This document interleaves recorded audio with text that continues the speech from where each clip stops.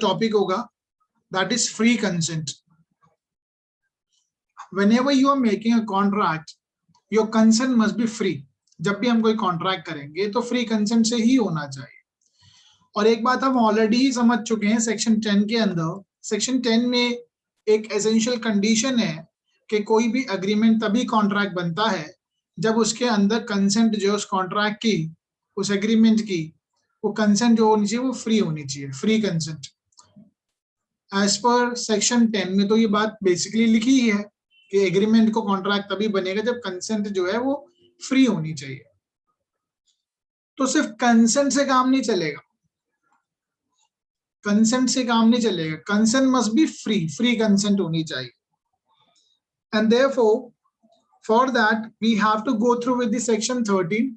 Section 13 हम free consent पढ़ेंगे और उसी के साथ सेक्शन 14 पढ़ते हैं.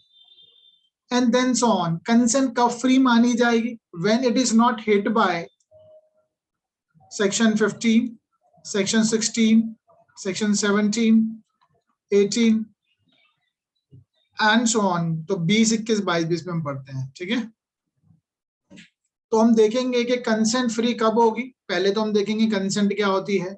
सेक्शन 14 में देखेंगे when it would be free, और उसके बाद सेक्शन 15, 16, 17 और 18, 20, 21, 22 पढ़ेंगे. तो अगर आप देखें, हमने एक बेसिक बात भी पढ़ी थी कि कंसेंट कोई भी कॉन्ट्रैक्ट करने के लिए, पहले एग्रीमेंट करने के लिए, सबसे पहले व्हेन अप 2 और मोर पर्सन, जब 2 या 2 से ज्यादा लोग जो है एग्री होते हैं to do a something, agreed upon a something in the same sense, same thing in a same sense. तो एक इसमें हमने मैक्सिम भी पढ़ा था. I hope you can remember. Consensus ad idem, consensus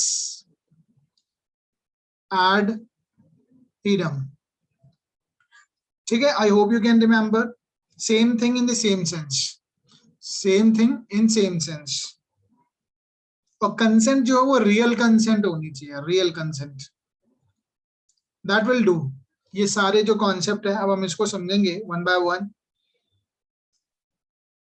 और अगर कंसेंट फ्री नहीं है, if it is caused by any of the thing which is specifically mentioned under 15, 16, 17, 18, then it would be a voidable contract होगा.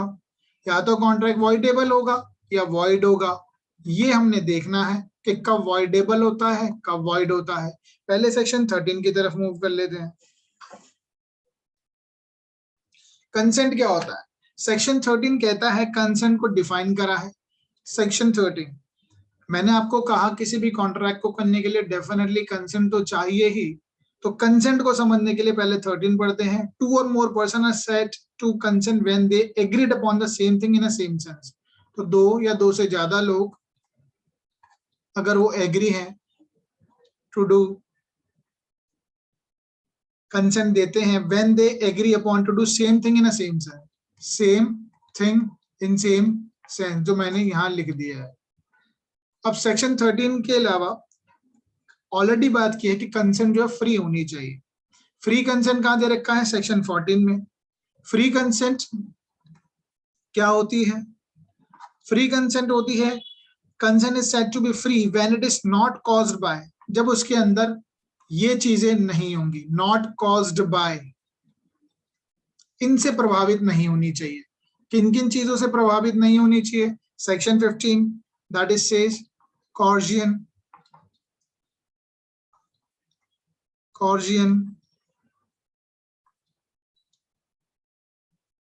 undue influence,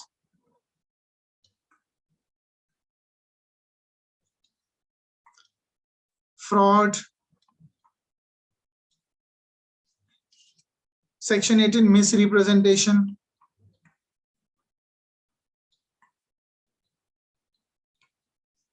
ये 4 चीजें अगर होती हैं, मिसरिप्रेजेंटेशन, कॉर्जन, अनड्यू इन्फ्लुएंस, फ्रॉड और मिस, तो कॉन्ट्रैक्ट जो है ऐसा माना गया है अगर इससे प्रभावित होकर आप कंसेंट दे रहे हैं तो कंसेंट फ्री नहीं होगी. और एक और है जिसको मैं बाद में ही लिख रहा हूं नीचे, दैट इज मिस्टेक. मैंने मिस्टेक को थोड़ा अलग और ये बाद में इसलिए लिखा है क्योंकि मिस्टेक के केस में ज्यादातर जो है वो कॉन्ट्रैक्ट क्या हो जाता है, वो वॉइड हो जाता है। इसमें भी काफी चीजें देखनी पड़ेंगी हमें कि मिस्टेक ऑफ फैक्ट है, मिस्टेक ऑफ लॉ है, कौन सा लॉ नहीं पता, इंडिया का नहीं पता या इंग्लिश का नहीं पता, वो सारी चीजें देखेंगे और ये हम बात करेंगे। इसके लिए हम सेक्शन पढ़ते हैं। सेक्शन हम पढ़ेंगे 20, 21 और 22। So consent must be free. It should not be caused by coercion, undue influence, fraud or misrepresentation and mistake also. In situation में कंसेंट तो उसने दी बट कंसेंट फ्री नहीं थी। बट अगर उसने कंसेंट जब दी, अगर वो कॉर्जन से प्रभावित थी। अभी कॉर्जन क्या होता है इसको पढ़ने के लिए हमें सेक्शन 15 को बहुत डिटेल में पढ़ना पड़ेगा।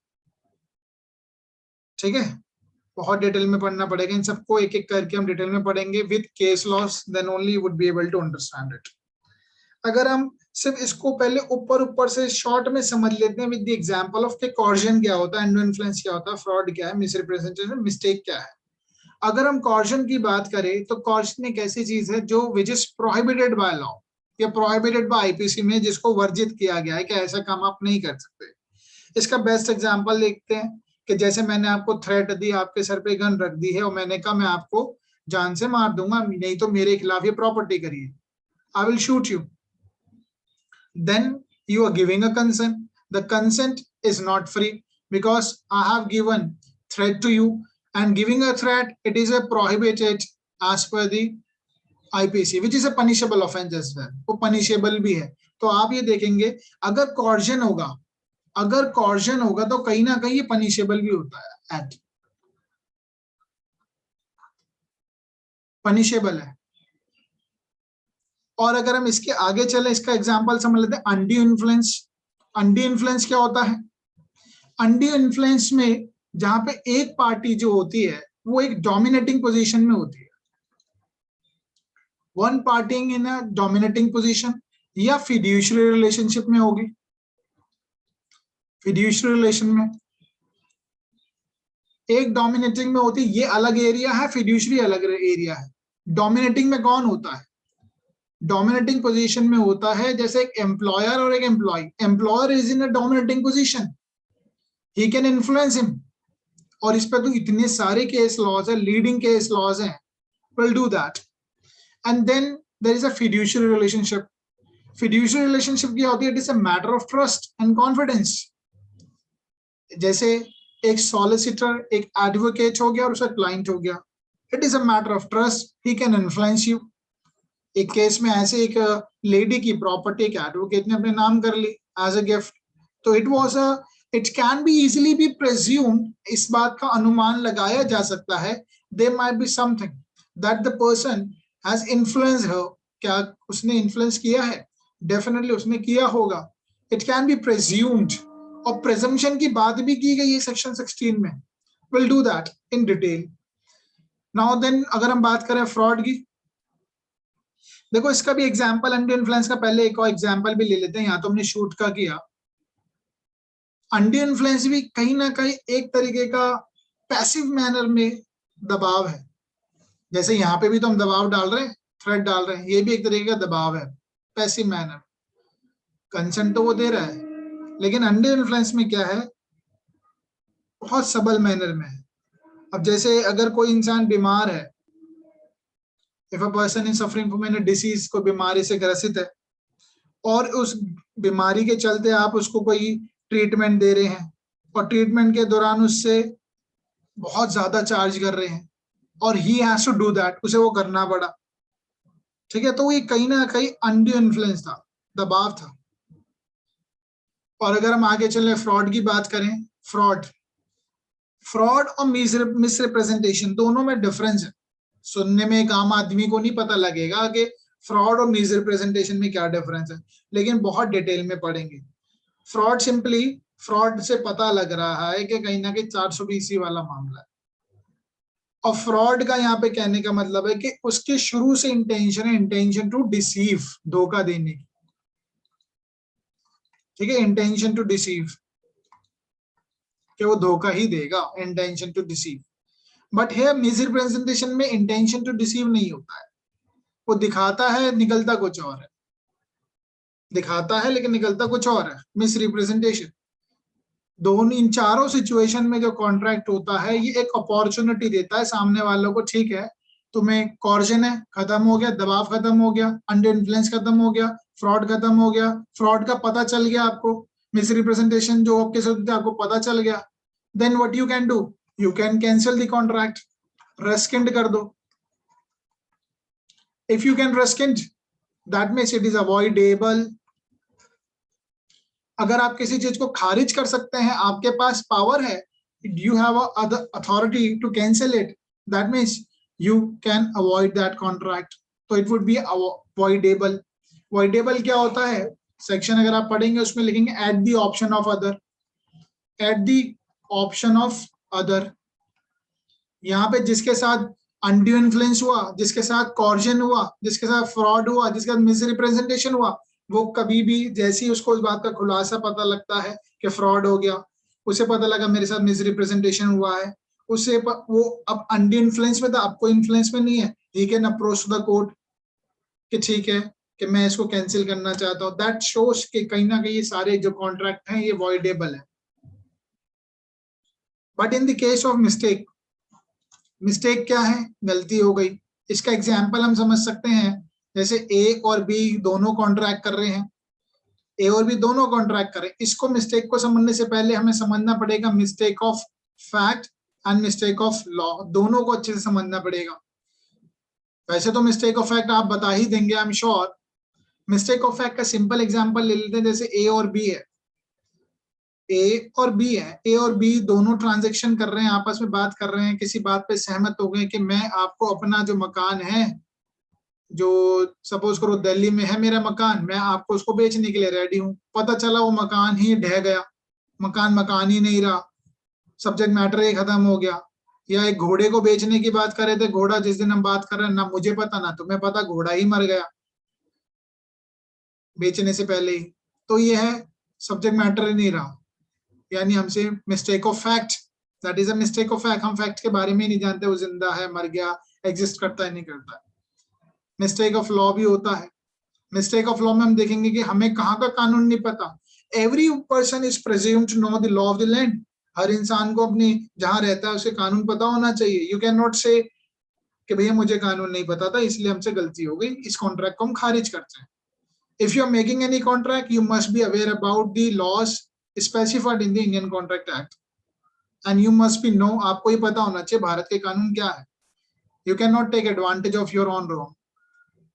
इसलिए मिस्टेक ऑफ फैक्ट एक अलग चीज है, मिस्टेक ऑफ लॉ अलग चीज है। मिस्टेक ऑफ लॉ अगर आपको इंडिया का नहीं पता तो क्या सिचुएशन निकल के आएगी, अगर मुझे इंग्लैंड का नहीं पता, I can be, I mean the person can be, ऐसी पॉसिबिलिटी होती है हर इंसान को, मुझे भी नहीं पता इंग्लैंड का लॉ,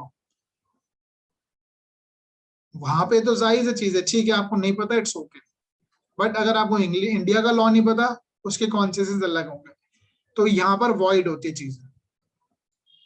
अब इनको और बहुत डिटेल में पढ़ेंगे, वो हम एक एक करके पढ़ेंगे। आज हम बात कर रहे हैं, अभी हम बात कर रहे हैं कॉर्जन की, तो पहले हम कॉर्जन कवर करते हैं, then gradually will move towards undue influence, then fraud and misrepresentation, then mistake. Okay, so इसमें अभी कोई डाउट है? बहुत ज्यादा डिटेल में मैं नहीं गया हूं, मैंने ओवरव्यू दिया है। हाँ जी, is there any doubt in a brief introduction of the what we are going to do now? बताइए जल्दी से, come on, let's proceed further, otherwise No doubt, sir. और लोग भी बताइए जल्दी से, चैट बॉक्स में मैसेज कर दीजिए। हाँ जी, चलो ठीक है, लेट्स प्रोसीड फर्दर। अब हम बात कर लेते हैं कॉर्जन की।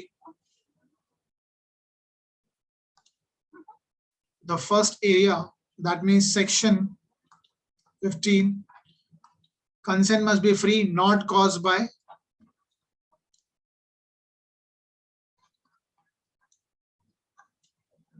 coercion।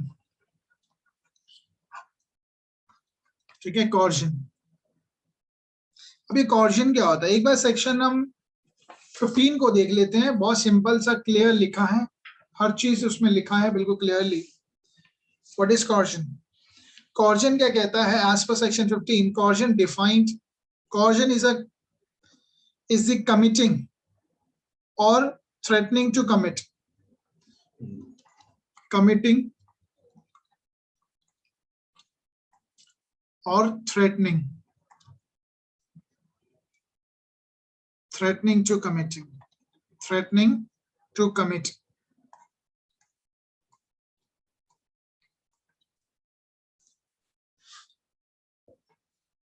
act,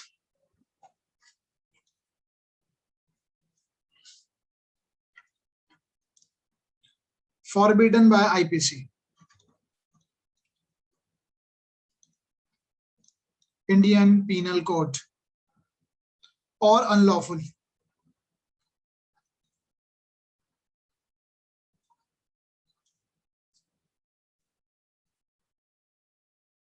Unlawful detaining,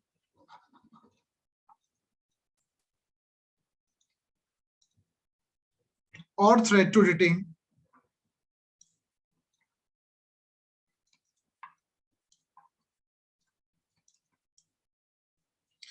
any property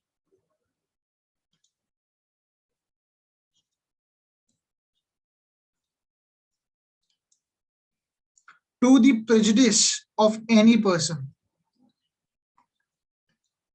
to prejudice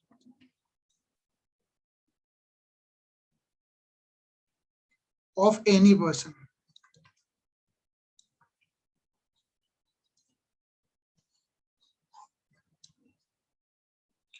Whatever, with the intention of causing any person to enter into agreement.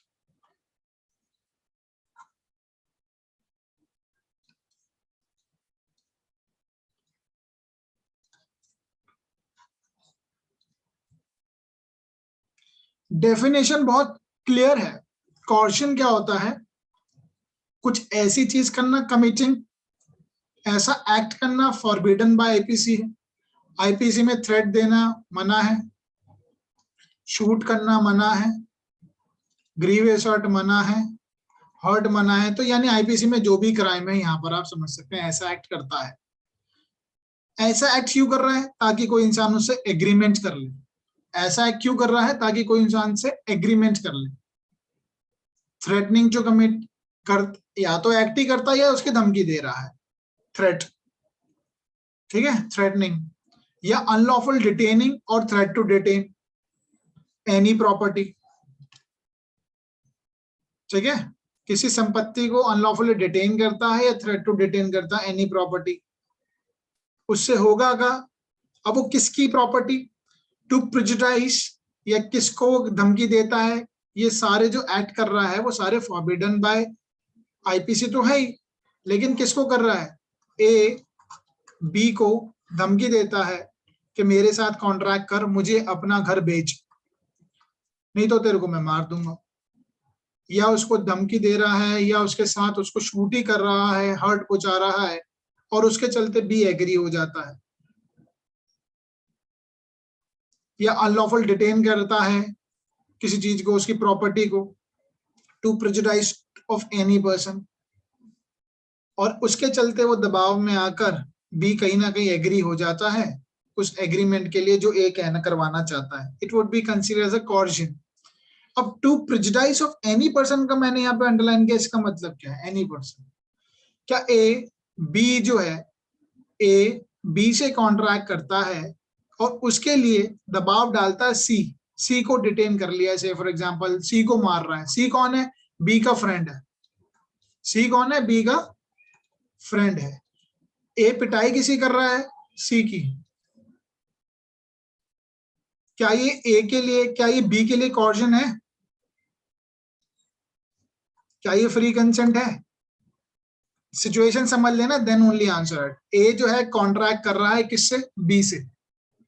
Agreement करता है कि ठीक है आप मेरे को अपना घर बेच दो। इसके चलते वो क्या कर रहा है? ए जो पिटाई कर रहा है सी की कर रहा है। सी कौन है? उसका फ्रेंड है। Is it a coercion? Yes, sir. It is. हाँ जी बताइए, और लोग भी बताइए क्विकली, कम ऑन। हाँ जी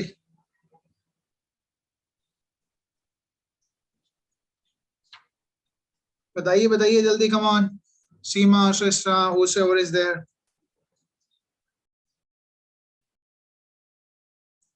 इस बात को देखो अभी यहीं क्लियर हो जाता है। ए ने जो धमकी दी है वो सी को दी है, और सी जो है बी का फ्रेंड है, कॉन्ट्रैक्ट करना चाहता है बी के साथ इंडिया के अंदर। ये इंडियन लॉ है, इसको भी धमकी दे रहा है जिससे बी प्रभावित हो रहा है। डेफिनेटली ये चीज भी कवर है, एज पर द लॉ भी दिखा दिया मैंने आपको, लेकिन इंग्लिश लॉ में नहीं। इंग्लिश लॉ में ये कवर नहीं होगा। इसको अगर ये धमकी दे भी रहा है या मार भी रहा है तो बी अगर कॉन्ट्रैक्ट करता है, it will not be consider as a coercion. Clear है ये बात? और पहली चीज ये भी ध्यान रख लेना, इंडिया में तो हम इसको कॉर्जन बोलते हैं, बट क्या कोई मुझे बता सकता है इंग्लैंड में इसका सिनोनिम क्या है कॉर्जन का, या इंग्लिश लॉ में what we call it in English law? Duress. हाँ जी, ड्यूरेस बोलते हैं। ड्यूरेस का जो स्कोप है, ड्यूरेस का जो स्कोप है वो इंडियन लॉ से वाइडर है या नैरो है? हाँ जी, narrow. Sir, the concept of duress is narrower than the concept of coercion. हाँ जी, it is a narrow concept, इसका नैरो है। Why it? Because it is not covering C, it's not covering C, Indian law is covering C. ठीक है, वो any person को भी cover कर रहा है। ठीक है, और बहुत ही इंपॉर्टेंट क्या है यहाँ पर, ड्यूरेस में जो है यहाँ पर एक्चुअल वायलेंस होना चाहिए, एक्चुअल वायलेंस, हिंसा होनी चाहिए। इंडिया में यहाँ क्या लिखा है, थ्रेट में भी काम चल जाता है। ठीक है,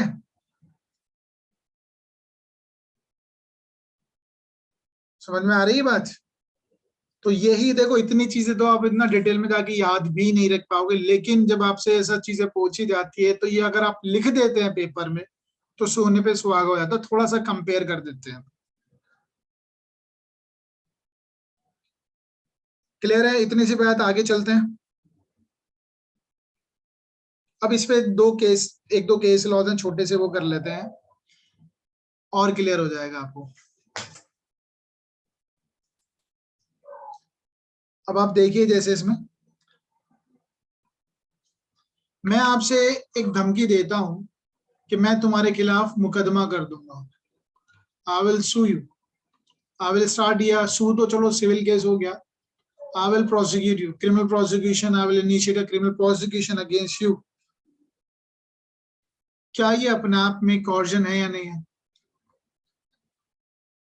इज इट अ कॉर्जन? बताइए जल्दी से, come on.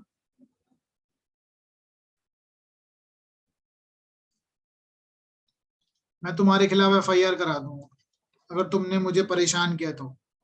Is it a coercion? It is not a coercion. It is filing an FIR or initiating a criminal prosecution. Criminal case start करना, it is not a prohibited. It should not be prohibited. Forbidden. Forbidden by law. Law कौन सा? IPC. Not forbidden. भाई FIR तो इंसान कराता ही है, तो ये कोई दबाव नहीं है अगर उसके चलते अगर वो कोई कॉन्ट्रैक्ट करता है, फ्री कंसेंट मानी जाएगी। क्या मुझे बताइए, स्ट्राइक जो है, हम लोग स्ट्राइक पे चले जाएंगे। जनरली आपने देखा होगा कि जो एम्प्लॉयर है, अगर आपने लेबर लॉ के बारे में जानते हैं थोड़ा तो इंडस्ट्रियल डिस्प्यूट एक्ट आपने पढ़ा होगा, which is dealing basically industrial dispute किससे डील करता है? Any dispute between employer and employee, और employee and employee, and employer and employer. ये तीन एरिया को हम इंडस्ट्रियल डिस्प्यूट कहते हैं अगर इनके बीच में कोई डिस्प्यूट है तो। इंडस्ट्रियल डिस्प्यूट एक्ट 1947 अप्लाई होता है। Now the question is that, क्या अगर एम्प्लॉय कहते हैं कि हम लोग स्ट्राइक पे जा रहे हैं, अदरवाइज हमारे टर्म्स एंड कंडीशन को मानिए, is it a coercion? No. Is it a coercion? The answer would be no. Why? Because क्योंकि स्ट्राइक पे जाना, it is a way of their demands. अब वो बात अलग है, आप लोग, I am sure you can easily answer it, क्या स्ट्राइक आपका फंडामेंटल राइट है या नहीं है? No. It is not a fundamental right. Who is going to tell me the leading case on it? कौन बताएगा इस पे भारतीय कानून में या भारतीय संविधान में सर कोई एक तो कानून? हरीश उपल है और एक रंगराजन, आई थिंक क्या है रंगराजन के आगे क्या है? पूरे तमिलनाडु सेंटेंस में बताइए. तमिलनाडु तो है. स्टेट। टी के रंगराजन, टी के Rangarajan was the state of Tamil Nadu.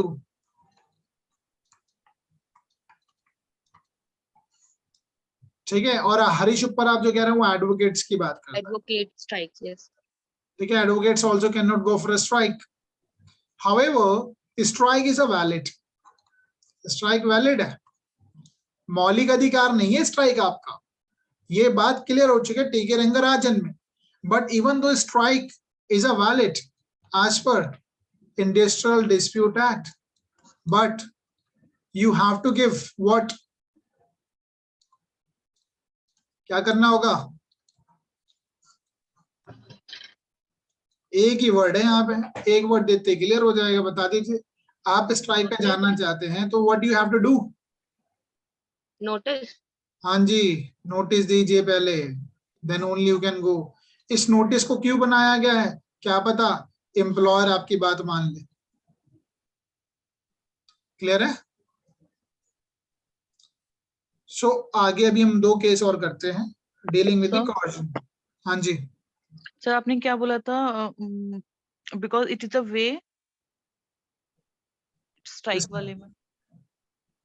it is a valid, it is a way of resort, I mean it is a way of their demands. अपनी डिमांड्स के लिए तरीका है ना. जो एम्प्लॉइज होते हैं ये इनका वेपन है, ये इनका हथियार है. स्ट्राइक के जरिए अपनी डिमांड्स को मनवाते हैं. तो it is a way to getting their demand fulfilled. अब सेंटेंस तो मैं खुद भूल गया, लेकिन बना लीजिए आप कि एक तरीका होता है. वे का मतलब तरीके में यूज किया गया. ओके. अब हम एक केस समझ लेते हैं. एक केस में क्या हुआ, केस का पहले नाम लिख लेते हैं. चिक्कम अमीराजू. अब ये नाम बहुत डिफिकल्ट होते हैं, कई बार बोले ही नहीं जाते हैं. इज इट अ चिक्कम और चिक्कम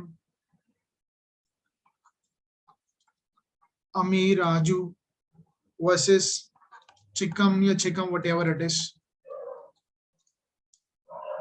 चिक्कम शेषम्मा.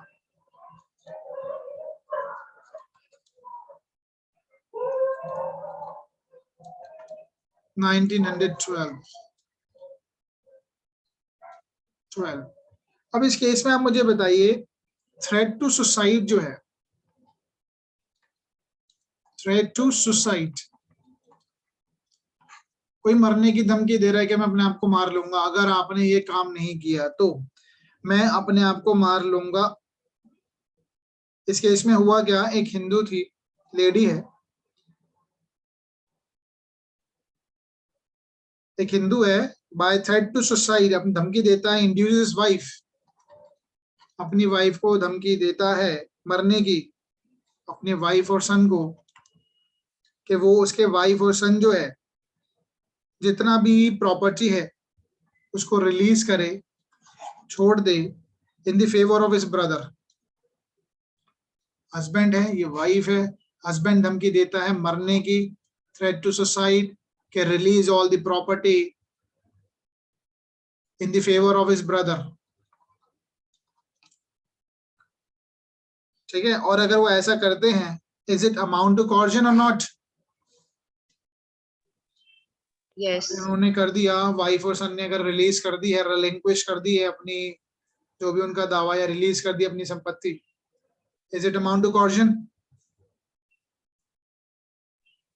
Yes it will. Why? Because threat to society, it itself an offense under IPC. अच्छा मुझे एक बात बताइए, क्या सुसाइड करना क्राइम है? सर वो आपने एक एक्ट बताया था, mental mental health care act है 2017 का, हाँ जी, जिसके अकॉर्डिंग की एक प्रिजम्पशन अब उसको उसमें ऐड कर दी basically, गई है हाँ, कि मतलब कि उसका एक करंट इफेक्ट ये है कि section 3009 is not an offence, और उसमें एक प्रिजम्पशन डाल दी है कि पर्सन जो सुसाइड कमिट करता है वो अगर सीवियर स्ट्रेस के अंडर है तो। हाँ जी। देखो पहले क्या होता था, जो इंसान सुसाइड करना अटेम्प्ट करता था और वो बच जाता तो 1 साल तक की सजा का प्रावधान था। पर now because of the mental health act की वजह से अब इसको, वो ऑलरेडी इंसान पीड़ा में है तो उसको कहाँ जेल में डालेंगे, ठीक है? तो अभी 1 साल का प्रोविजन खत्म हो चुका है, कोई सजा वजह नहीं। हावेवर ऐसा नहीं है कि वो एक्ट आने की वजह से सुसाइड आप करो, इट इज नॉट एनकरेजिंग।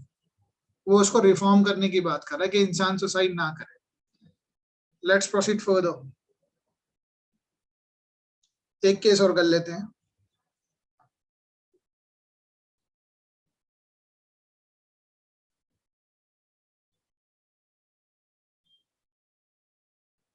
अब ऐसे ही एक और केस था।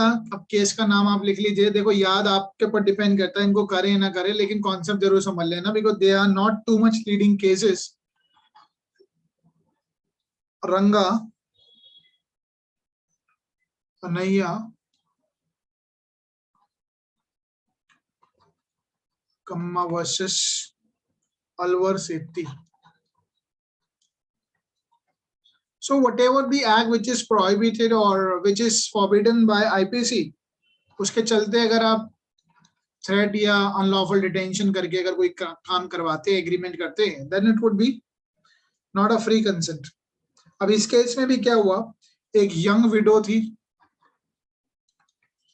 एक विडो अडॉप्ट करती है। वो इस बात पे सहमत हो गई कि ठीक है मैं इस बच्चे को अडॉप्ट कर लूंगी अगर वो उसके ही एक बच्चे को घर से बाहर ना निकाला गया था।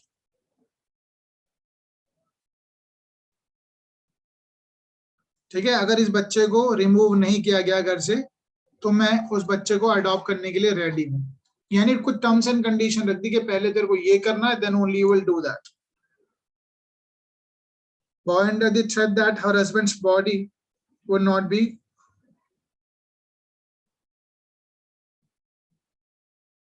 तो अडॉप्शन का यहां पर था, तो ये क्या वैलिड होगा अगर वो कंसेंट देते कि ठीक है मैं इस बच्चे को अडॉप्ट करने के लिए रेडी हूं।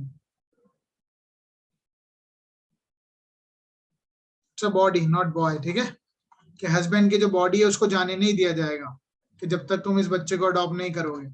Husbands body will not be removed, ठीक है, डेड बॉडी है उसको जाने नहीं दिया जाएगा। ऐसे होते हैं सारे ड्रामे कि इस बच्चे को पहले अडॉप्ट करो। तो if she adopts, whether it's amount to coercion or not, yes sir it will. बिल्कुल, क्योंकि ये देखो बॉडी को नहीं ले जाने दे रही, ये भी तो एक इलीगल एक्ट है,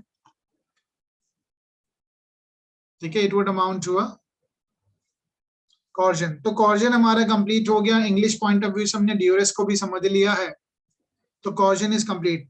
अगर अफेक्टेड होता है कंसेंट फ्री नहीं मानी जाएगी। Let's proceed further. अब जो हम पढ़ेंगे वो पढ़ेंगे undue influence. Undue influence, which section? Section 16। किसी भी तरीके का दबाव नहीं होना चाहिए, अनड्यू इन्फ्लुएंस नहीं होना चाहिए। If it is there is no undue influence, अगर अनड्यू इन्फ्लुएंस है तो कंसेंट फ्री नहीं होगी। Let's read section 16। और 16 के सेक्शन में जो पैरास है, 3 पैरास, उससे हमारे को क्लियर हो जाता है। और बहुत सारे केस लॉज हैं। If you go through it then you will understand each and every sphere of section 16। Undue influence defined. Undue influence होता क्या है, पहले तो ये बात की गई है 16 के क्लॉज 1 में। Undue influence. A contract is said to be induced by undue influence where the relationship subsisting, यानी ये बात कर रहा है रिलेशनशिप का, रिलेशंस है बिटवीन द पार्टीज, यानी पार्टीज के बीच में कुछ रिलेशन है, और वो कैसा रिलेशन है? Parties are such that one of the parties in a position to dominating the will of other. तो पार्टी है, एक पार्टी इस सिचुएशन में है that the is dominating the will of other and uses that position to obtain an unfair advantage over the other. Unfair advantage, फायदा उठाया जा रहा है उसका डोमिनेटिंग पोजीशन का. एग्जाम्पल, ए में बी एम्प्लॉयर. ए जो है एक एम्प्लॉयर है, ये एम्प्लॉय है. हमेशा एम्प्लॉयर जो है बेटर पोजीशन में होता है, दबाव डालता है, तो it would be consider as कि ये कहीं ना कहीं इंड्यूस किया है उस इंसान को, एम्प्लॉय को. अगर ए जो है, सपोज कीजिए बी के पास एक 50 गज का प्लॉट है, 50 स्क्वायर यार्ड्स, और 50 स्क्वायर यार्ड का प्लॉट है, यहाँ पर एक मालिक का बंगलो है और यहाँ उसका छोटा सा प्लॉट है. ये मालिक है, ये एम्प्लॉयर है, ये एम्प्लॉय है. मालिक को अपने घर में गाड़ी या कार पार्क करने की जगह कम है, तो वो ये इसको कहता है कि भाई अपना 50 गज का प्लॉट बेच दो. और एम्प्लॉय के लिए जो 50 गज का प्लॉट है वो उसको बहुत प्यारा है. बट एम्प्लॉय क्या करे, कहीं ना कहीं यहाँ इन्फ्लुएंस नजर आ रहा है कि ये अगर इसको प्लॉट नहीं बेचेगा तो इसको नौकरी से निकाला जा सकता है. दैट शोज कहीं ना कहीं जो ए है, एम्प्लॉयर जो है, is in dominating the will of B and it is taking unfair advantage of his position. अपनी पोजीशन का फायदा उठा रहा है. तो ये कहा जाएगा कि उसने अपना अंडी इन्फ्लुएंस यहाँ पर है, इंड्यूस हुआ है अंडी इन्फ्लुएंस से. ठीक है, ये फर्स्ट पैरा हो गया. Now second says, in a particular and without prejudice to the generality of the foregoing principle, a person is said to be in a position to dominating the will of another. अब ये बताता है कि असलियत में देखा जाए तो dominating the will of other है क्या? Dominating the will of other, ये क्या है? First of all, A, देखिए अब इसमें आप समझेंगे आप, where he holds a real और apparent authority. जब कोई इंसान रियल और apparent authority रखता है, ठीक है, apparent authority over the other, और where he stand in a fiduciary relationship, या fiduciary relationship में है.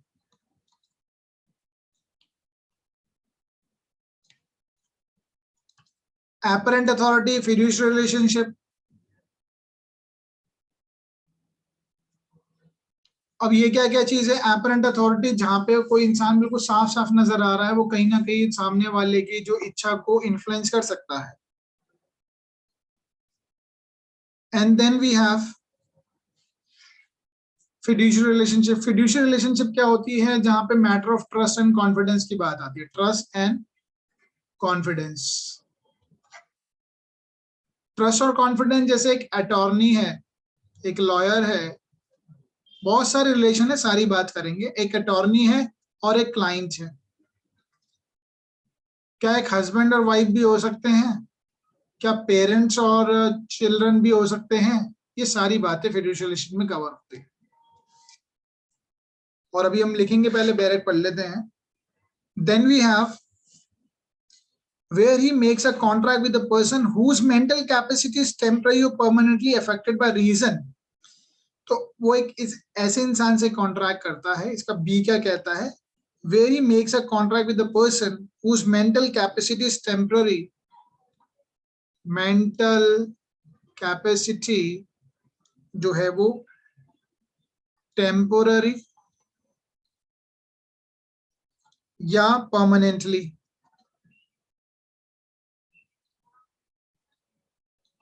परमानेंटली क्या हुई है? अफेक्टेड हुई है, प्रभावित हुई है. क्यों? बिकॉज कारण क्या है? उसकी एज, उस कोई बीमारी हो, इलनेस हो, और मेंटल और बॉडीली डिस्ट्रेस, और मेंटल और बॉडीली डिस्ट्रेस, टेम्पररी हो चाहे परमानेंटली हो। एज को बताने की जरूरत नहीं है। एज क्या है भाई, थोड़ी उसकी एज ऐसी है जैसे कोई बहुत बूढ़ा है, समझ नहीं पा रहा है चीजों को। इलनेस बीमारी है, बीमारी में इंसान, जब कोई इंसान मर रहा है, कोई बीमारी है, तो उसको ऐसा लगता है कि हाँ भाई ठीक है मैं कुछ चीजें कर जाऊं। उस वक्त उसने उसका थोड़ा सहारा दिया, उसने उसको उस बीमारी का फायदा उठा लिया। इलनेस है इसलिए वो समझ नहीं पा रहा है। कई बार होते हैं ऐसे लोग, बीमारी में नहीं पता लग पाता कि हम क्या कर रहे हैं, उस चीज का कई लोग बाहर सामने वाले फायदा उठा लेते हैं। मेंटल बॉडीली डिस्ट्रेस, इसको हमें समझना पड़ेगा ये क्या फ्रेज है, mentally body distress, mental bodily distress. कि कोई इंसान बहुत ज्यादा पीड़ा में है और उस पीड़े का फायदा किसी और ने उठा लिया।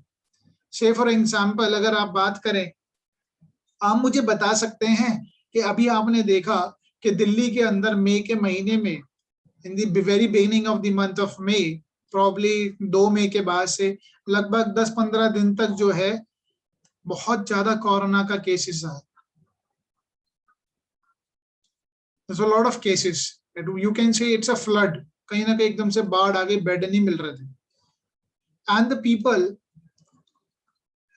people had to arrange lot of things, और उन्होंने कुछ चीजों के लिए बहुत सारा पैसा भी दिया, ऐसी ऐसी चीजों के लिए पैसा दिया जहां पे उन्हें देना नहीं था या पैसों की जरूरत पड़ी। सपोज ड्यूरिंग दैट टाइम लोगों को इमीडिएटली 10-10, 20-20 लाख रुपए की जरूरत पड़ी। ऐसे ऐसे हॉस्पिटल्स हैं जहाँ 15-15 लाख का बिल तो कॉमन बनना ही है। और अगर उन्होंने कुछ अमाउंट लिया, if they are borrowing the money at huge rate of interest, 50% rate of interest पे अगर उन्होंने लिया, is it amount to mentally distress? It can that particular borrowing come under the undue influence? हाँ जी, Yes, definitely yes. तो suppose मैंने अगर 50% के हिसाब या 20% के हिसाब से मैंने लोन ले लिया किसी से, किसी उधार ले लिया, अब मैं रिकवर हो जाता, वो इंसान कैन ही क्लेम बैक कि भैया मेरे को तो भैया रीजनेबल अमाउंट दे, उस वक्त तो तूने मेरे से मेरी मजबूरी का फायदा उठाया, अंडर इन्फ्लुएंस मैंने कॉन्ट्रैक्ट कर लिया, तेरी बात पे सहमत हो गया, नाउ रिटर्न मी बैक या रीजनेबल अमाउंट चार्ज करो। Is that possible? Can it be? कुछ कॉन्ट्रैक्ट को क्या वॉइडेबल कराया जा सकता है?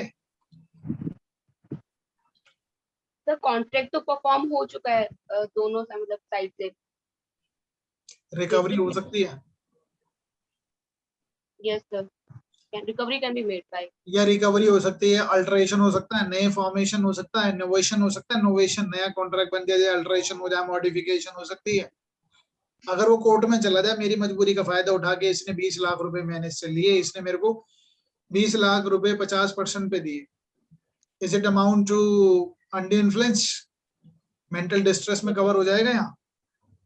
सर आई थिंक हो जाएगा, और person can recover that amount by filing suit.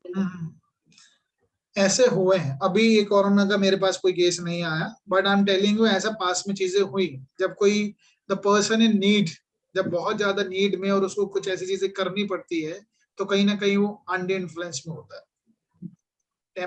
Mentally bodily distress में है वो। तो इस वर्ड को, डिस्ट्रेस को समझिए आप, ठीक है? वो प्रूव कर दिया कोर्ट में कि I was under influence, I had to do that, there was no other option, now please do the reasonable thing. लेकिन इसमें भी और चीजें भी हैं, बहुत चीजें पढ़नी है भी। अंडर इन्फ्लुएंस दिखने में तो छोटा सा लग रहा है, लेकिन है काफी चीजें भी आगे।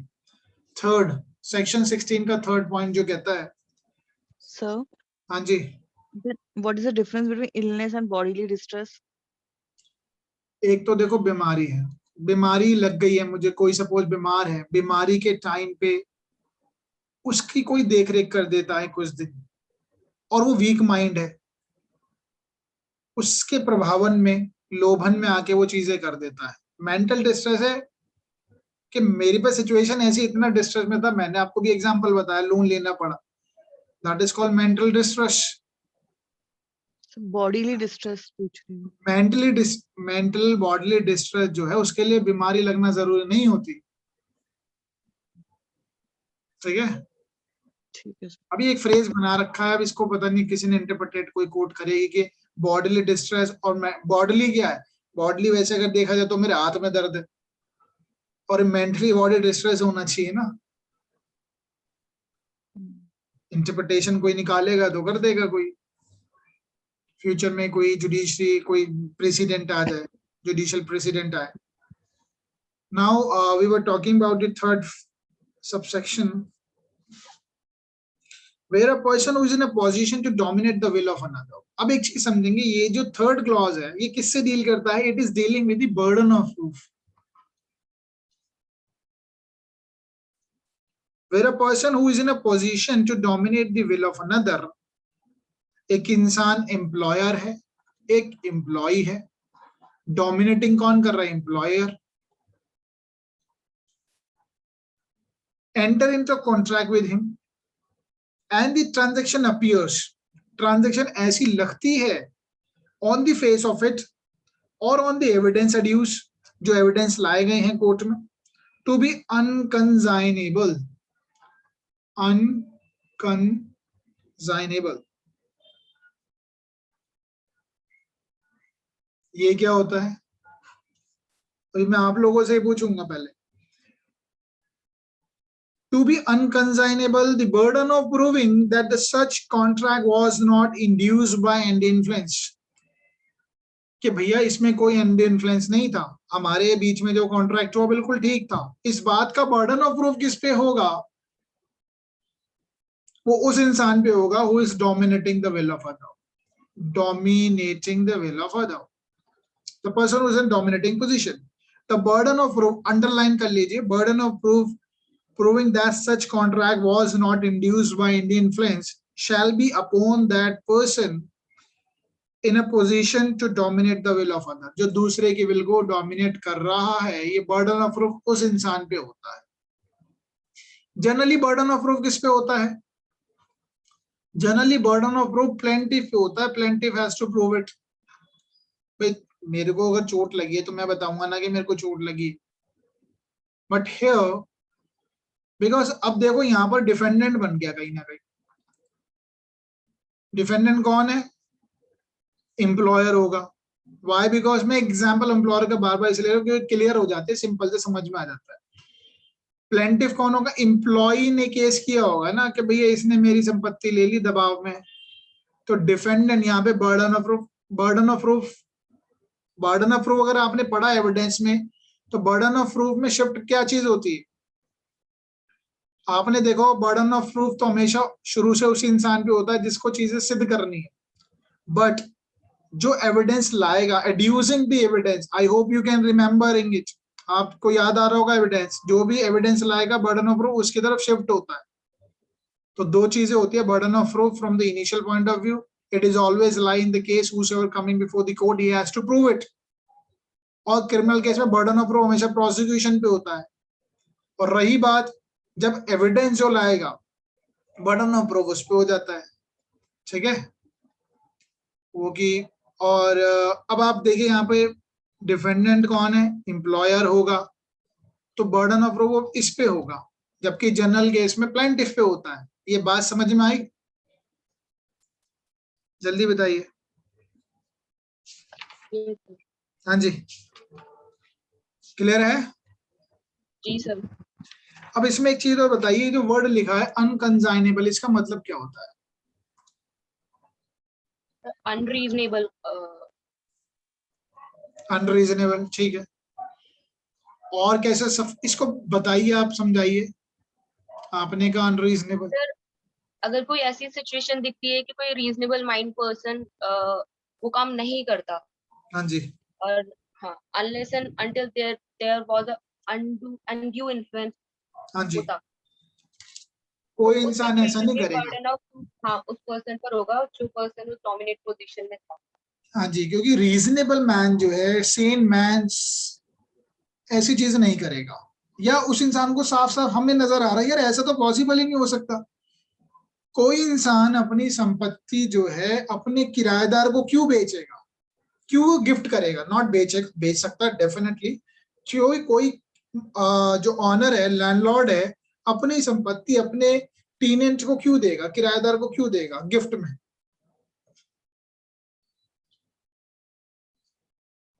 इट इज अ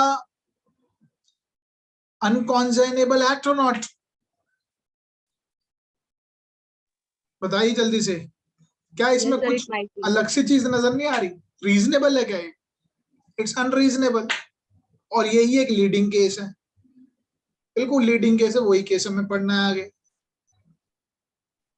ठीक है, अनकंसाइनेबल एक्ट।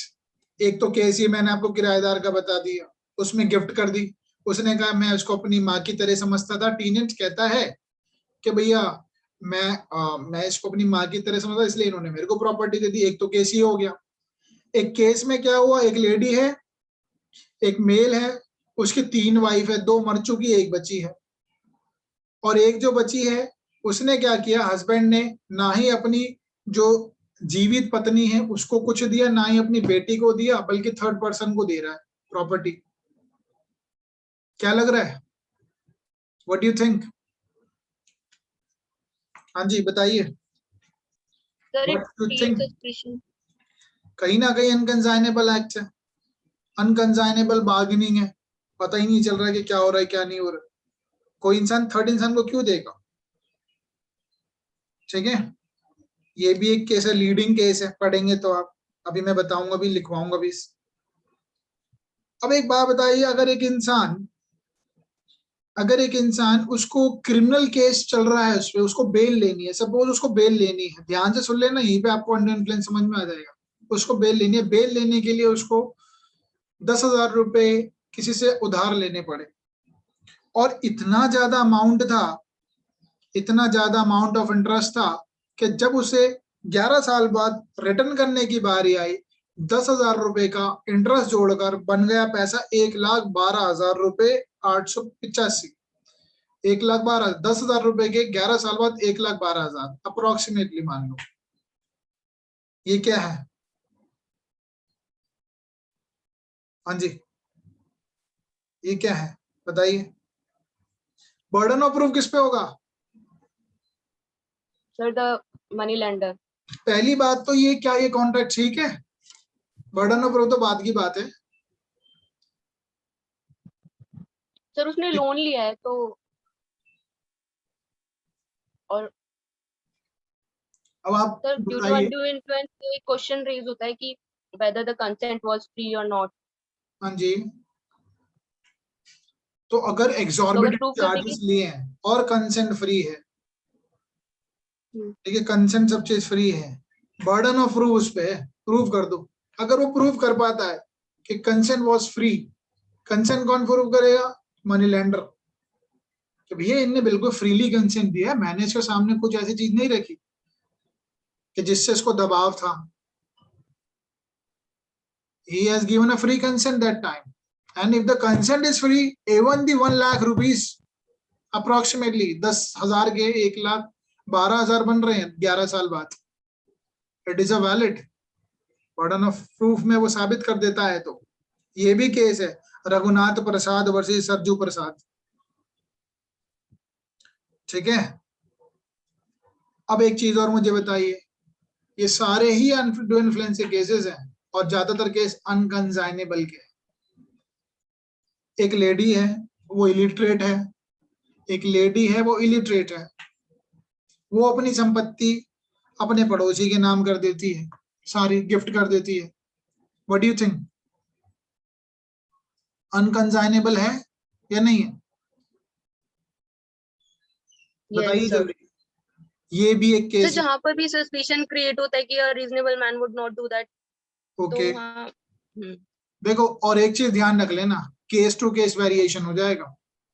अभी आपने कहा, मैंने कहा इलिटरेट लेडी है, उसने अपने पड़ोसी के नाम प्रॉपर्टी दे दी, आपने कहा बिल्कुल ठीक है, अनकंसाइनेबल है, चीजें ठीक नहीं लग रही है, इसका मतलब there might be something wrong. But अब मुझे बताइए, एक इलिटरेट लेडी है, अनपढ़ लेडी है, 20 साल से अपनी प्रॉपर्टी की खुद ही डीलिंग करती आई है, और वो गिफ्ट कर दे अपनी प्रॉपर्टी अपने ही किराएदार को, गिफ्ट कर रही है, और 20 साल से डील कर रही है प्रॉपर्टी में। व्हाट डू यू से? Is it sir it influence? Depends कि अगर अगर वो लेडी सपोज सिंगल है मतलब उसके कोई रिलेटिव्स नहीं है, हम्म तो वो गिफ्ट करना चाहती है अपने नेबर्स को, क्योंकि they were good to them, good to her. तो इस कंडीशन में तो आई थिंक यहाँ पर कोई रीजनेबल डाउट क्रिएट नहीं हो रहा है। लेकिन सपोज उसकी अच्छी खासी फैमिली है और उसके बाद भी वो अगर किसी और को गिफ्ट कर रही है, तो यहाँ पर भी क्वेश्चन रेज किया जा सकता है। सो बर्डन ऑफ प्रूफ किस पे होगा? बर्डन ऑफ प्रूफ किस पे होगा? लेडी पे, जिसको गिफ्ट किया गया है। जिसको गिफ्ट किए दिया गया है। जी। डोमिनेटिंग पोजीशन में कौन है? धोनी। या ये प्रूव कर दे लेडी के भाई मैंने तो अपनी फ्री विल से दिया है। हाँ जी, इस केस में भी ये कोर्ट ने कहा है कि ठीक है वो लेडी है, 20 साल से कर रही है, डीलिंग कर रही है, तो she is mature enough to understand what she is doing, वो क्या कर रही है, तो शी कैन गिव इट, तो बिल्कुल अपनी प्रॉपर्टी दे सकती है वो। तो केस के फैक्ट्स पे वेरिएशन आ जाता है। अब पर्दाशीन लेडी है, एक ऐसी लेडी है जो सिर्फ घूंघट में रहती है, ठीक है, तो उसमें और विजिलेंस होना पड़ेगा, विजिलेंट होना पड़ेगा ये चीज जानने के लिए क्या जो कंसेंट है वो फ्री है या नहीं है, इन्फ्लुएंस तो नहीं था, क्या उसने पहले एडवाइस ली या नहीं ली किसी से, ये सारे केसेस हैं इसके। और केसेस को पूरा और डिटेल में समझने से पहले थोड़ा सा और डिटेल में समझ लेते हैं अंडर इन्फ्लुएंस को। इसकी कुछ इलस्ट्रेशन है वो लिखी है, वो पढ़ लेते हैं, देन विल प्रोसीड फर्दर। ठीक है, लेट्स प्रोसीड। ओके, सो अगर आप इलस्ट्रेशन देखेंगे सेक्शन 16 में काफी सारी इलस्ट्रेशन दे रखी है, then we can have a quick look of it. अब ये इलस्ट्रेशन तो आप पढ़ ही लेंगे, मैं आपको फिर भी दो चिन्ह करा देते हैं। जैसे ए इलस्ट्रेशन जो है वो क्या कहती है, A having advance money to his son, advance money to his son B, एक फादर है, बी जो है एक बेटा है, बेटे ने पैसा लिया एडवांस में जब वो माइनर था, he was a minor, he took a money upon B summing the age of majority। अब ये एज ऑफ ऑब्टेन्स का मतलब वही है, मेजर हो गया है, when he is a major now। ये क्या करता है, by misuse of the parental influence a bond from B for a greater amount। अब ये बी जो है, ए जो है, उसे पेरेंट के इन्फ्लुएंस की वजह से कुछ ज्यादा अमाउंट का, बड़े अमाउंट का बॉन्ड बनवा लेता है। तो कहीं ना कहीं ये इन्फ्लुएंस नजर आ रहा है, क्योंकि हमने एक चीज देखी थी, मैंने आपको एक बात बता दी, पेरेंट और चिल्ड्रन के बीच में भी फिड्यूशियरी रिलेशनशिप होता है। It is not a dominating the position, ये वहां पे कवर नहीं होगा, it is a matter of fiduciary relationship. ठीक है, फिड्यूशियरी रिलेशनशिप है यहाँ, तो फिड्यूशियरी रिलेशनशिप का फायदा नहीं उठाना चाहिए।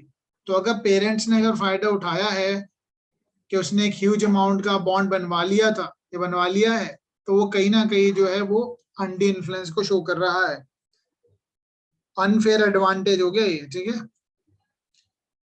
और अगर हम इलस्ट्रेशन और देखते हैं, जैसे बी इलस्ट्रेशन और सिंपल एंड क्लियर है। बी इलस्ट्रेशन कहती है, अ मैन इनफेबल्ड बाय डिसीज और एज, बीमारी की वजह से या बुढ़ापे की वजह से ग्रसित है, एंड इज इंड्यूस्ड बाय बीज इन्फ्लुएंस ओवर, और बी का उसके ऊपर प्रभाव है, बी के दबाव की वजह से, his medical attendant to agree to pay an unreasonable sum for his professional services, B employs undue influence। मैंने अभी आपको बताया जैसे कोरोना चल ही रहा है, कोरोना में ऐसी ऐसी चीजें हैं कि मेडिकल अटेंडेंट ने जहां सिर्फ एक विजिट के 2000 रुपए होते थे, वी हैव पेड 5000 रुपीज। तो इट इज कहीं ना कहीं ये अनड्यू इन्फ्लुएंस है, अपनी प्रोफेशनल सर्विस का भी गलत फायदा उठाना।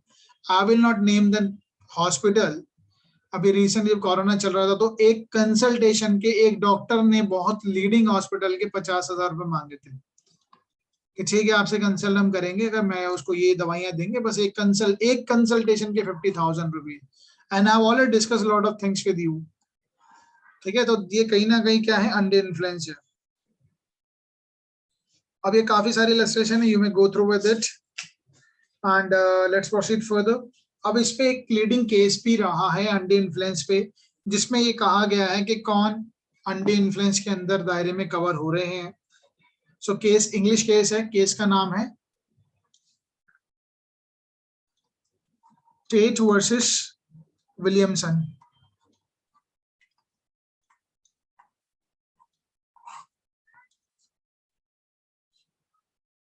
सो इसमें कहा गया है कि अंडर इन्फ्लुएंस जो डिपेंड होता है वो डिपेंडिंग अपॉन द रिलेशंस पे डिपेंड करता है, relationship between the two person या पार्टीज, कि उनके बीच में किस तरीके का रिलेशन है।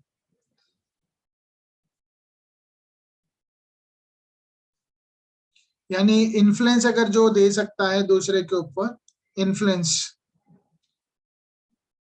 और वो अपना इन्फ्लुएंस का पावर का अब्यूज करता है, abuses his power, it would be treated as a कि कहीं ना कहीं उस इंसान का उस पे इन्फ्लुएंस था and he misuse it and taking unfair advantage. Tate versus Williamson में रीजनिंग दी कि कोई अपना इंसान दो लोगों के रिलेशन में अगर एक डोमिनेटिंग पोजीशन में and is misusing his power इस और उस पे इन्फ्लुएंस डालता है, it would be consider as a undue influence. ठीक है, अब बहुत सारे केस लॉज हम स्टार्ट करते हैं धीरे धीरे। नाउ अगर मैं आपसे कहूं, आप मुझे बताना whether it would be amount to under influence और नॉट। केस का नाम है मन्नू सिंह वर्सेस उमा दत्त पांडे। मन्नू सिंह वर्सेस उमा दत्त पांडे, 1890 का केस है। ठीक है, इस केस में क्या हुआ, इस केस में जैसे स्पिरिचुअल गुरु होते हैं, हम लोग काफी प्रभावित होते हैं अपने गुरुओं से, और इसमें स्पिरिचुअल गुरु ने प्लेंटिफ को जो कहीं ना कहीं इंड्यूस किया, किस बात के लिए इंड्यूस किया कि वो अपनी सारी संपत्ति जो है, प्लेंटिफ जो है अपनी सारी संपत्ति गुरु को दे दे। ठीक है, अपनी सारी जो प्रॉपर्टी है वो गुरु को दे दे ताकि उसको उसकी आत्मा को शांति मिले, for the benefit of his soul in the next world. आने वाले टाइम में उसको फायदा मिलेगा। ठीक है, उसको फायदा मिलेगा, उसकी आत्मा को शांति मिलेगी। Now just please tell me whether this transfer can be considered as is caused not by the free consent। ये जो ट्रांसफर हुई है प्रॉपर्टी, क्या इसको हम कंसीडर कर सकते हैं that is a cause by not free consent? हाँ जी, कंसेंट कैसे है यहाँ पर? Not free. तो ये इस चीजों को कवर करेंगे हम लोग किसमें? Undue influence, it is the consent was caused by undue influence। हाँ जी, तो ये कंसेंट जो है it was caused by undue influence, free consent नहीं मानी गई। एक केस और कर लेते हैं, विलियम्स वर्सेस बेले। बहुत सारे केसेस हैं, अब देखो जो आप याद कर पाए, कॉन्सेप्ट समझ लेना, याद जो कर पाए उसमें भी मैं लीडिंग केस बता दूंगा कि आप कम से कम उन केस को तो याद कर लेना। मेरा मेन मकसद है कि आपको जितना ज्यादा कॉन्सेप्ट समझ में आ जाए, जितना ज्यादा केस हम डिस्कस कर लेंगे, कहीं ना कहीं क्लिक करेगा पेपर में, and back of the mind आपने जो चीज पढ़ी होती है डेफिनेटली वो हेल्प करती है।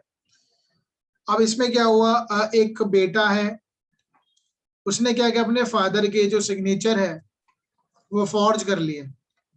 सिग्नेचर को क्या किया, फॉर्ज करे, और सिग्नेचर को फॉर्ज करने के बाद एक प्रोमिसरी नोट बनाया और बैंक में चला जाता है उस चीज को लेके। ठीक है, प्रॉमिसरी नोट बना के बैंक में जाता है, बट बैंक ने उसको डिटेक्ट कर लिया कि हाँ बेटे ने गलत किया है।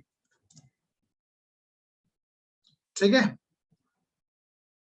अब बैंक ने क्या करा, now the bank is saying कि अगर आप इस केस को खत्म करवाना चाहते हैं तो फादर से ये कहा गया अपनी संपत्ति को मॉर्गेज कीजिए, विच द बैंक, जो बैंक पहले से ही इस फादर की संपत्ति में कहीं ना कहीं निगरानी करके रखा हुआ था कि मॉर्गेज मिल जाएगी तो हमें अच्छा फायदा हो जाएगा उस संपत्ति का।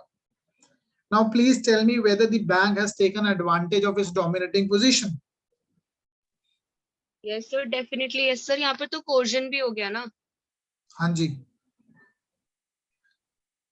अब एक चीज हम बाद में समझेंगे कि कॉर्जन और अंडी इन्फ्लुएंस में क्या फर्क है, ये भी बहुत इंपॉर्टेंट है। कॉर्जन बिल्कुल which is forbidden bye IPC, अंडी इन्फ्लुएंस यहाँ पे सिर्फ ये है कि ये आईपीसी के तहत मना है, और ये जो अंडी इन्फ्लुएंस ये एक तरीके के मॉरल चीजों के लिए है कि मॉरली जो रॉन्ग है। कंसेंट तो यहाँ दे रहा है, मर्जी से दे रहा है कहीं ना कहीं, लेकिन वो जो मर्जी है वो मर्जी गलत तरीके से है, कहीं ने इन्फ्लुएंस करके है, तो ये मॉरल है, ये वायलेंस फॉर्म में है। ठीक है, हाँ जी। तो ये बैंक ने क्या बोला था इससे, उस प्रॉपर्टी से बैंक रिलेटेड? ने कहा कि भाई ठीक है हम आपके बेटे पे केस नहीं करेंगे, but you have to do mortgage करनी पड़ेगी आपको संपत्ति। तो ये बैंक क्या कर रहा है, अनफेयर एडवांटेज कर रहा है ना, फायदा उठा रहा है ताकि फादर एग्रीमेंट करे। The bank is forcing to come into an agreement.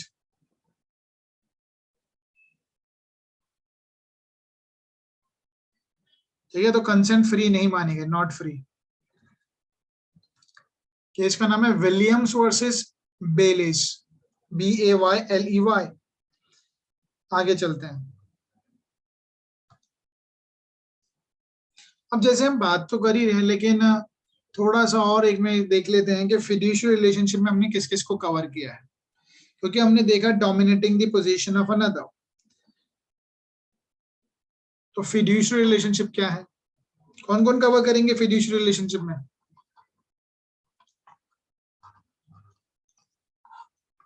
हाँ जी बताइए, फिड्यूशियरी रिलेशनशिप में हम किस किस को कवर कर सकते हैं, कौन कौन से रिलेशंस हैं? ऑलरेडी मैं आपको बता चुका हूं कि कुछ कॉन्फिडेंस की बात है, it's a matter of confidence and trust. क्या क्या रिलेशन आएंगे ये पता होना चाहिए आपको थोड़ा। हाँ जी, एडवोकेट और क्लाइंट आएंगे नहीं आएंगे? यस। क्या ट्रस्टी और बेनिफिशियरी आएगा नहीं आएगा? यस। आप बताइए अब और कौन कौन आएगा, मैं बताऊंगा तो आप ये ऐसे ही कर ही देंगे। क्या एम्प्लॉयर एम्प्लॉय आएगा? यस।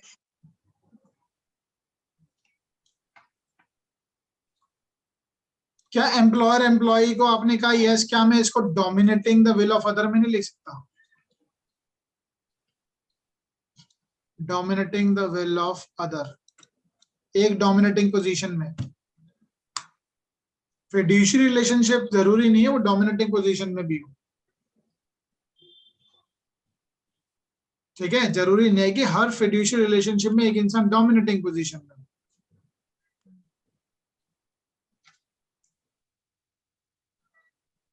ठीक है, अच्छा ट्रस्टी और बेनिफिशियरी हो गया, एम्प्लॉयर एम्प्लॉय भी हो गया। क्या स्पिरिचुअल एडवाइजर तो हमने कर ही लिया है, गुरु जी। ठीक है, गुरु और चेला लिख देता हूं मैं यहाँ पे, चेला ही लिख देते हैं। ठीक है, गुरु चेला, डिवोटी वैसे बोलते हैं इसको, स्पिरिचुअल एडवाइजर गुरु, ये चेला। मेडिकल अटेंडेंट,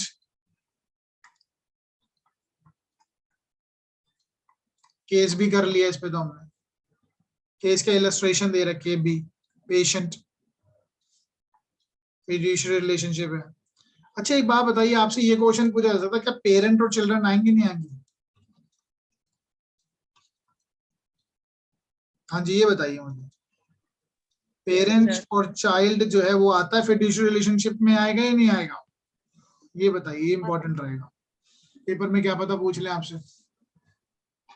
ये भी आएगा, आई थिंक यस। बिल्कुल आएंगे। ठीक है, फिड्यूशियरी रिलेशन है, मैटर ऑफ ट्रस्ट है, कॉन्फिडेंस है।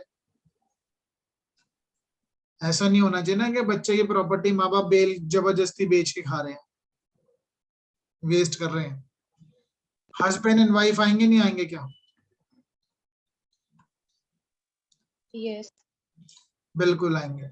ऐसा थोड़ी ना है कि हस्बैंड डोमिनेटिंग पोजीशन में नहीं होता, वाइफ डोमिनेटिंग पोजीशन में नहीं है। There must be some fiduciary relationship. मैंने आपको ऑलरेडी बताया, there is a huge difference between the person in a dominating position and the fiduciary relationship. बहुत बड़ा डिफरेंस। हस्बैंड एंड वाइफ क्यों नहीं आएंगे सर डोमिनेटिंग उसमें? अरे ये मालिक थोड़ी ना है, husband is not a master of wife. Supreme court की जजमेंट है या नहीं है? Yes sir. क्या नौकर होती है क्या बीवी? It is a matter of trust, fiducial relationship. विश्वास का है ना साथ, या ये गुलाम है? ठीक है, डोमिनेटिंग वाली सिचुएशन होती था एक इंसान बहुत ऐसी परिस्थिति में जब वो गुलाम की तरीके से काम कर रहा है, ये है इंसान तो गुलाम। एम्प्लॉय है, सर्वेंट है।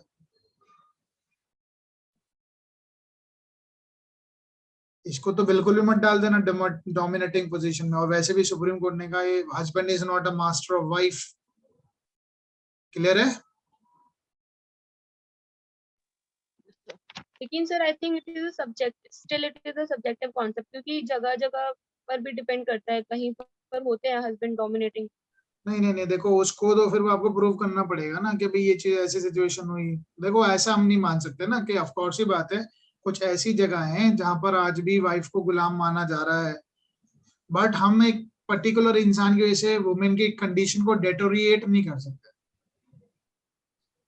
जो हमारा लीगल कॉन्सेप्ट है ना, लीगल कॉन्सेप्ट को तो हम लेके ही चलेंगे ना। It's not a matter that कि husband is in a dominating position. ये थ्योरी है, husband is always in a dominating position because एक हमारी जो सोसाइटी है वो कहीं ना कहीं पैट्रियार्की फॉर्म में है। वो चीज हम नहीं मानेंगे, लेकिन इसको हम ये नहीं कह सकते कि husband and wife they are husband is in a dominating position. Though practically देखा जाए, इट्स आज तक वैसे वुमेन को नहीं मिल पाई है वो इस जो बिल्कुल सिचुएशन मिलनी चाहिए। लेकिन कुछ चीज इसके फिर प्रॉज एंड कॉन्स भी है, कुछ चीज हम गलत भी बना रहे हैं लॉ वुमेन को फायदा देते हुए। There is a certain law जिसकी कोई सुनवाई भी नहीं है ना, तो वो तो एक अलग दायरा हो जाता है फिर। But however it is a matter of trust and confidence होता है रिलेशन। ठीक है, तो ये हमने समझ लिया फिडुशियल रिलेशनशिप क्या होता है। तो हम्म। सर एक बार पीछे वाली स्लाइड एक बार और अगर हम बात करें, एक second, and if we're talking about the dominating position, अगर हम dominating position की बात करेंगे तो dominating position में क्या होता है कि एक पार्टी जो है ना, वन पार्टी बहुत dominating position में हो,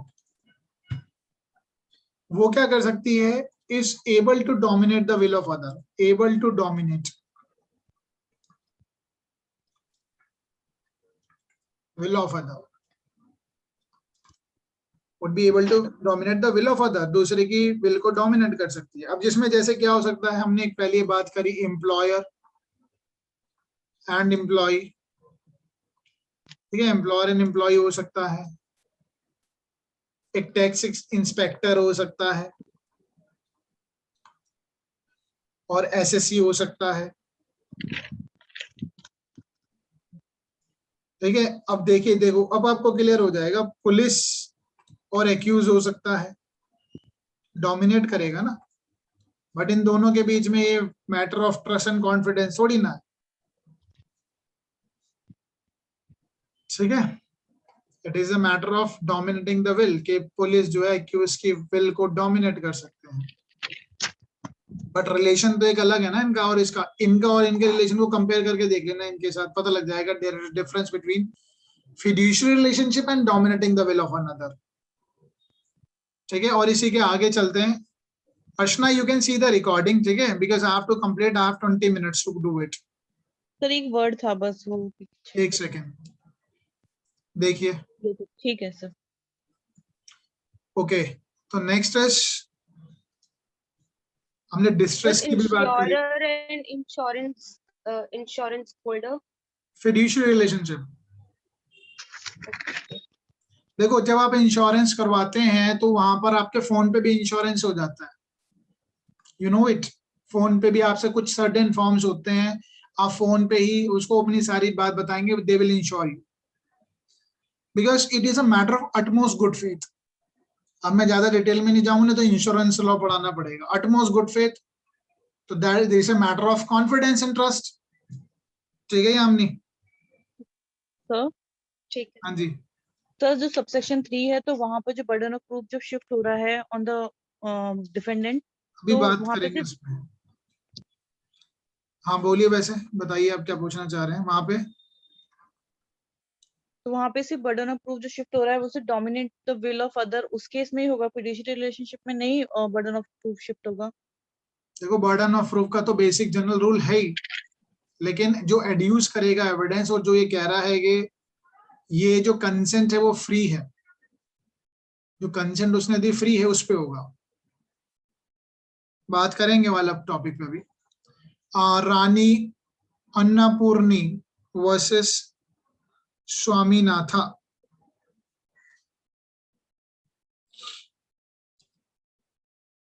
एक केस हम कर रहे हैं स्वामी नाथा. It is a case 1910.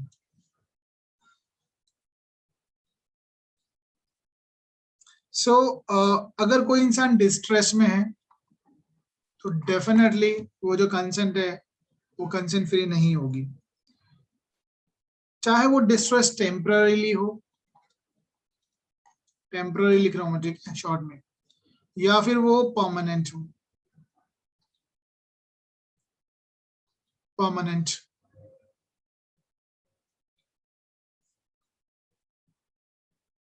उस इंसान को बहुत इजीली इन्फ्लुएंस कराया जा सकता है जो डिस्ट्रेस में, मेंटली बॉडी डिस्ट्रेस, इधर परमानेंट हो या टेम्पररी हो.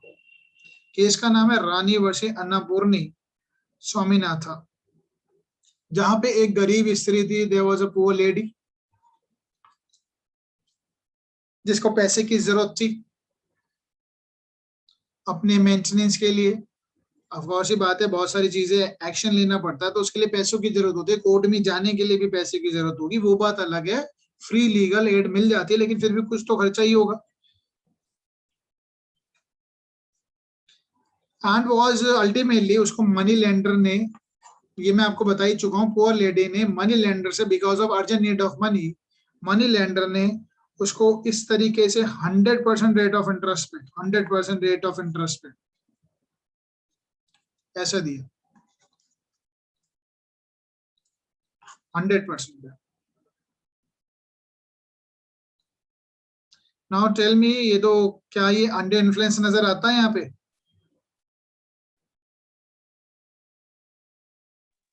Yes sir. एक चीज समझनी पड़ेगी बस यहाँ पे. देखो, अर्जेंट नीड जो वर्ड है ना, urgent need, first of all it is not a distress, is not a distress. अरे जरूरत तो किसको नहीं होती है, जरूरत तो किसको नहीं होती है, बट हमें ये देखना पड़ेगा कि सामने वाले ने आपका फायदा उठाया नहीं उठाया. हर इंसान को जरूरत है तभी तो साहूकार के पास पहुंच रहा है. बट इस केस के फैक्ट्स के, क्योंकि हर केस के फैक्ट्स अलग हैं, और हर केस के फैक्ट्स अलग होने की वजह से इस केस में नजर आ रहा है 100% ऑफ रेट ऑफ इंटरेस्ट. ठीक है, तो इस केस में तो उसको डिस्ट्रेस थी, पीड़ा में थी, बहुत ज्यादा पीड़ा में थी. बहुत ज्यादा पीड़ा होना, मेंटली बॉडीली डिस्ट्रेस, तो इस केस में इसको कहा गया कि भाई ये तो रीजनेबल नहीं है. क्लियर है? Yes sir. आगे चलते हैं.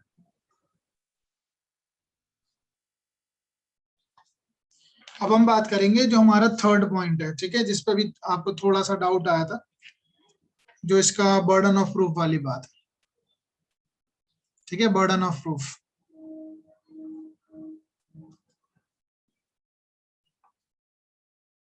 सिक्सटीन का clause 3.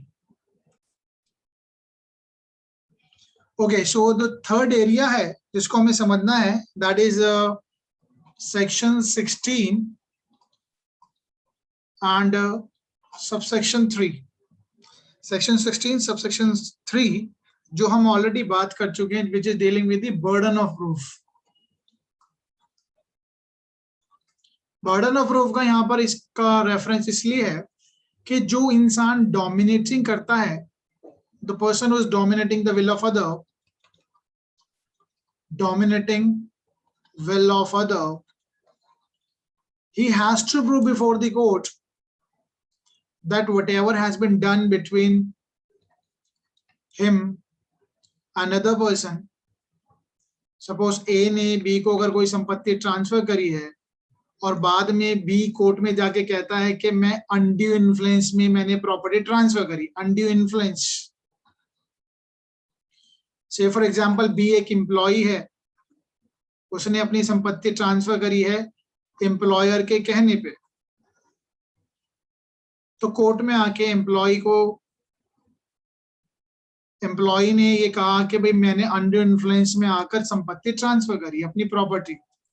Now the employer, because employer in a dominating position, dominating the will of other, he was in a position that वो उसकी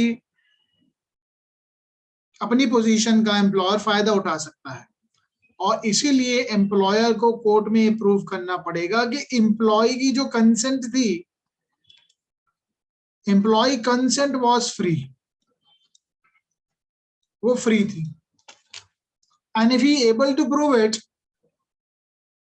तो वो कॉन्ट्रैक्ट जो हुआ होगा वो वैलिड होगा, वो कॉन्ट्रैक्ट वैलिड होगा. But if is not able to prove it, वो फिर it would be caused by not free consent, वो कंसेंट फ्री नहीं होगी फिर, ठीक है, then it would be avoidable, avoidable बन जाएगा. और यहाँ पे क्यों? क्योंकि यहाँ पे एक प्रिजम्पशन है, यहाँ एक प्रिजम्पशन भी है कि जो इंसान डोमिनेटिंग पोजीशन पे होता है वो कहीं ना कहीं अपनी पोजीशन का फायदा उठाया होगा. इट इज अ प्रिजम्पशन, और इस प्रिजम्पशन जो है, ये प्रिजम्पशन जो है दैट इज अ रिबर्टेबल, ये रिबर्टेबल है, ये हम सब एविडेंस की बात कर रहे हैं, ये रिबर्टेबल प्रिजम्पशन है, और उस इंसान को ये खारिज करना पड़ेगा कि that means employer has to prove that the consent which has been given by the employee, it was not caused by undue influence, कि इसमें किसी भी तरीके का undue influence नहीं था, फ्री कंसेंट थी. तो अगर वो प्रूव करता है तो ठीक है, तो कॉन्ट्रैक्ट उसके फेवर में जाएगा. If it is not able to prove it, the contract can be voidable, वो वॉइडेबल हो जाएगा, खारिज हो जाएगा, ठीक है. Option of employ. और यही बात अभी जैसे आपने पूछा, शायद अर्चना ने पूछा था कि सर उस सिचुएशन में क्या होगा फिड्यूशियरी रिलेशनशिप में. फिड्यूशियरी रिलेशनशिप में कोई इंसान कहता है कि हम फिड्यूशियरी रिलेशनशिप में थे, से फॉर एग्जांपल हम एक केस पढ़ेंगे, जैसे मैंने आपको बताया था कि एक एडवोकेट ने केस ही लिख लेते हैं, केस का नाम था श्रीमती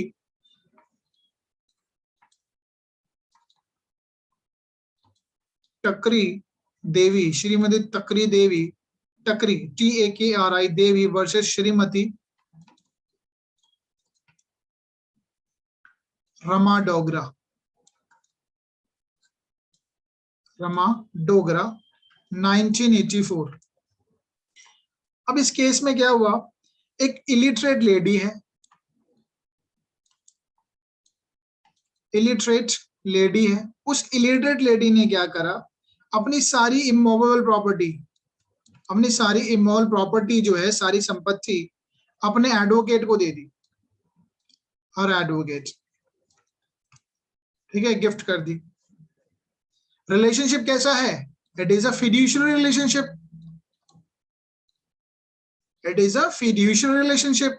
हमने ऑलरेडी पढ़ चुके हैं कि एक एडवोकेट और क्लाइंट के बीच में फिड्यूशियरी रिलेशनशिप होता है.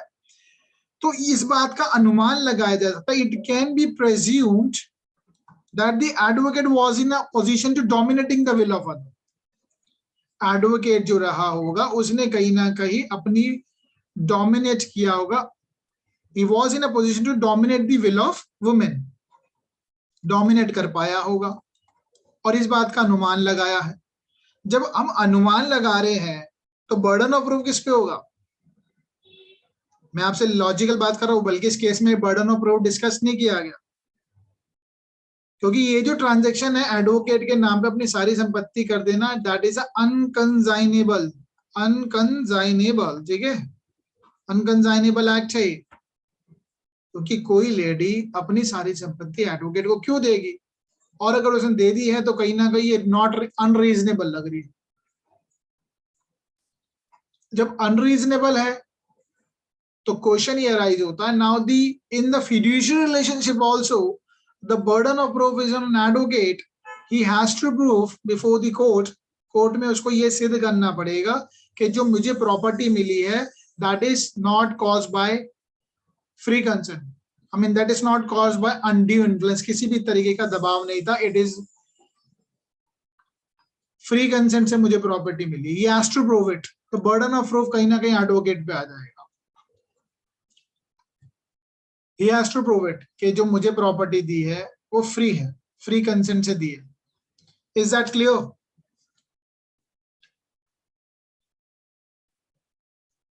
हाँ जी, जल्दी बताइए।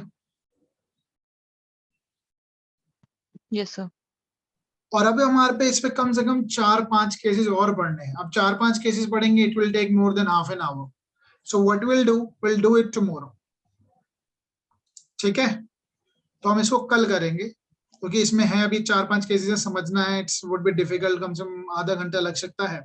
Will do it tomorrow. Clear है?